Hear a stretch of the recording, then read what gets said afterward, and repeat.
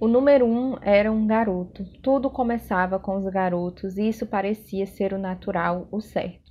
Os meninos entravam na fila primeiro, os meninos lideravam qualquer caminhada, independentemente do destino aonde estivesse indo. Os meninos se apresentavam primeiro, os meninos tinham a lição de casa corrigida, enquanto as meninas esperavam por sua vez em silêncio, entediadas, às vezes até aliviadas por não serem as primeiras, mas sem nunca cogitar que se tratava de uma prática estranha. Exatamente como nunca questionamos porque a identidade dos homens começa com o número 1 e a das mulheres com o número 2. Oi gente, aqui é a Gisele e a resenha de hoje é do livro Kim Jin-young, nascida em 1982. Esse livro que foi publicado originalmente em 2016, mas só chegou aqui no Brasil em 2022 pela editora Intrínseca. Ele foi escrito pela Cho Nam-ju e tem tradução, deixa eu ver aqui, da Alessandra Steck, ou Stesch, não sei, cheio de nomes complicados no vídeo de hoje. E é um livro super fininho, eu fiz muitas marcações, ele me acompanhou durante o dia 1º de janeiro, foi minha primeira leitura desse ano, e eu li em apenas um dia. A autora, ela é uma ex-roteirista e acabou utilizando a própria experiência de ter que abandonar uma carreira que ela se esforçou, se qualificou, lutou para entrar no mercado de trabalho a fim de criar o filho. Esse lance da maternidade é complicado porque é esperado que as mulheres fiquem em casa para cuidar do filho ali, pelo menos nos primeiros anos de vida, e não só na Coreia do Sul, e essa foi minha primeira grande surpresa com o livro, porque eu imaginava que seria muito mais simples e até bobinho pra gente, pensando eu que nós aqui no Ocidente estaríamos muito à frente na questão do patriarcado, na situação das mulheres, e a minha surpresa foi enorme ao descobrir que nós estamos muito mais perto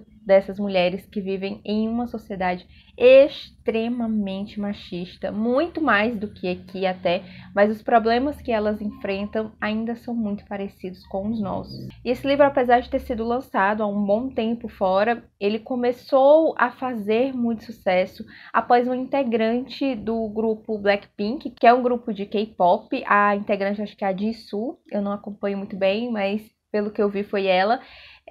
Ela falou em uma entrevista que esse é um dos livros favoritos dela e ela foi cancelada pelos fãs. Até porque o patriarcado ele não conta com o apoio só dos homens. Ele tem também as mulheres como aliadas. Então os fãs odiaram saber que ela consumia esse tipo de conteúdo feminista. E pesquisando um pouquinho mais sobre o livro, eu descobri que tem uma adaptação de 2019. É um filme sul-coreano. Eu ainda não assisti porque não encontrei ele disponível em nenhuma plataforma, mas eu vi o trailer e parece que tá muito bacana. Como ele é curtinho, né, eu não vou falar muito do enredo, mas para que vocês tenham uma noção do que acontece. Aqui o livro ele inicia quando a Kim Jin-young, em 2015, ela passa a ter uns episódios que de início o marido pensa até que ela tá brincando, ela passa a falar como se fosse uma amiga dele, como se fosse a mãe dela, e a forma como ela fala, as coisas que ela fala, seria impossível de ser a própria Kim Jin-young.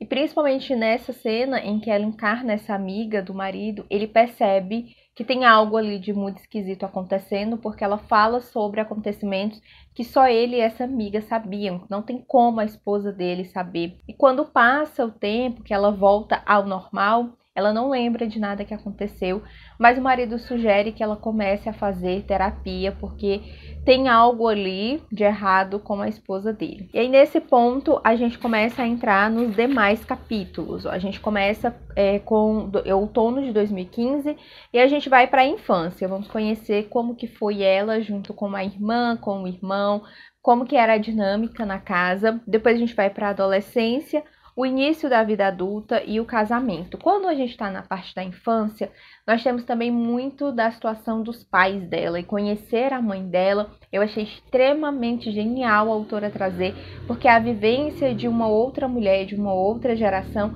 passando exatamente pelos mesmos problemas. Tem uma cena aqui em que a protagonista jovem, a mãe dela comenta que quando ela era nova, ela sonhava em ser professora. E a Kim Jin-young fica rindo, né, na inocência ali da pré-adolescência, porque ela diz que para ela uma mãe só podia ser uma mãe. Não havia nenhuma outra profissão que ela pudesse exercer a não ser a sua mãe. E ela fica muito espantada quando a mãe dela continua falando. Ela não estava brincando, realmente era o sonho dela. E a mãe da Kim Ji-young, ela faz de tudo para que as filhas possam estudar e não só o filho. Aqui ela tem uma irmã mais velha e um irmão bem mais novo.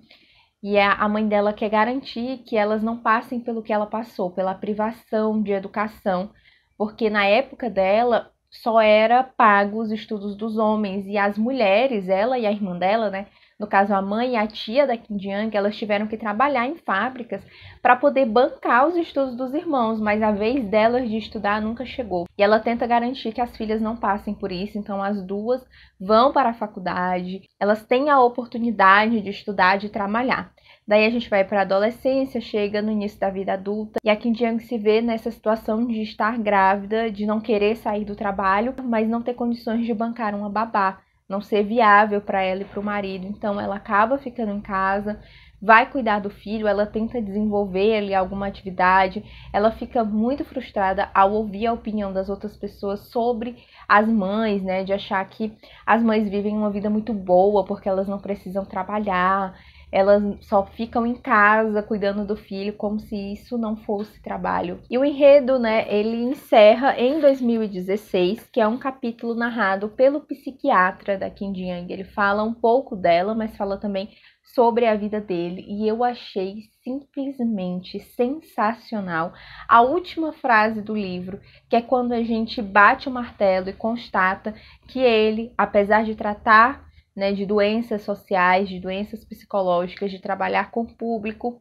ele também é parte do problema, porque afinal ele é homem. E a forma como a autora trouxe isso, gente, assim, é muito, muito bom mesmo. E isso é basicamente o enredo do livro, tá? Agora eu vou falar sobre alguns assuntos que a autora trouxe, sem contar exatamente o que acontece. Primeiro, obviamente, que ela vai falar sobre a maternidade, sobre como isso é esperado da mulher. E na Coreia do Sul tem um agravante de ser esperado ter um filho homem. E a Kim Ji-young, ela tem duas mulheres para depois de muito tempo ela conseguir, enfim, ter um filho homem. Então ainda tem essa pressão, não basta engravidar. E se não for um homem, a culpa é da mulher. Pelo menos lá na sociedade, né? A gente já sabe que não é bem assim. Mas não importa para as pessoas mais velhas, é culpa dela. E além disso, ela aborda a relação dos alunos e das alunas na escola, que é o trecho que eu iniciei o vídeo, em que a Ji-young, ela percebe, né, quando ela tem essa percepção de que o mundo não é o mesmo para os meninos e para as meninas. Além de toda a preferência da sociedade e de todo o cuidado que eles têm com os meninos, porque afinal eles que vão virar os chefes de família, as meninas também sofriam muito assédio, muita brincadeira, tanto dos professores como dos próprios alunos, que são sim classificáveis como violência, né, como assédio sexual. E é importante destacar que esse fato da Kim Ji-young começar a falar como se ela fosse outras mulheres não é o ponto principal aqui do livro. Ele aparece apenas no início e, ao meu ver, a autora ela só quis mostrar que a Kim Ji-young ela é várias mulheres. Ela está representando muitas pessoas, ela não é só ela mesma ao contar essa história. Inclusive, o nome Kim Ji-young é um dos mais populares na Coreia. Em 1982, que é quando a personagem nasce, foi o nome mais registrado em mulheres na Coreia do Sul. Então a autora ela quis realmente contar a história de várias mulheres utilizando a Kim Ji-young, utilizando a voz dela. Então esse fato, ele tem muitas pessoas que reclamam porque queriam ver mais, né, como que fica resolvido, mas é mesmo só no início, depois a gente entra nesses capítulos para conhecer a infância, a juventude, a adolescência dela. E aqui na parte de trás está escrito assim: Kim Ji-young está agindo de forma estranha. Kim Ji-young está deprimida.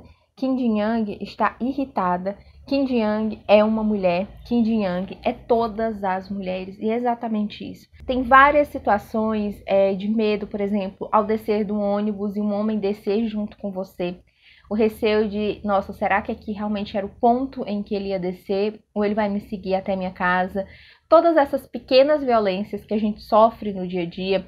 a pressão no trabalho, a forma como eles tratam ela. Ela é super qualificada, ela conseguiu emprego, foi muito difícil para ela e para a amiga dela conseguir uma vaga, enquanto os rapazes eles eram recomendados pelos próprios professores e simplesmente porque as empresas veem as mulheres como funcionárias de curto prazo. Para os gestores, elas são mulheres que estão empolgadas porque cursaram faculdade, elas vão entrar na empresa, mas logo elas vão casar, engravidar e vão sair. E infelizmente isso acontece realmente. Então é um estigma que não dá para combater no dia a dia, porque é exigido que elas fiquem em casa.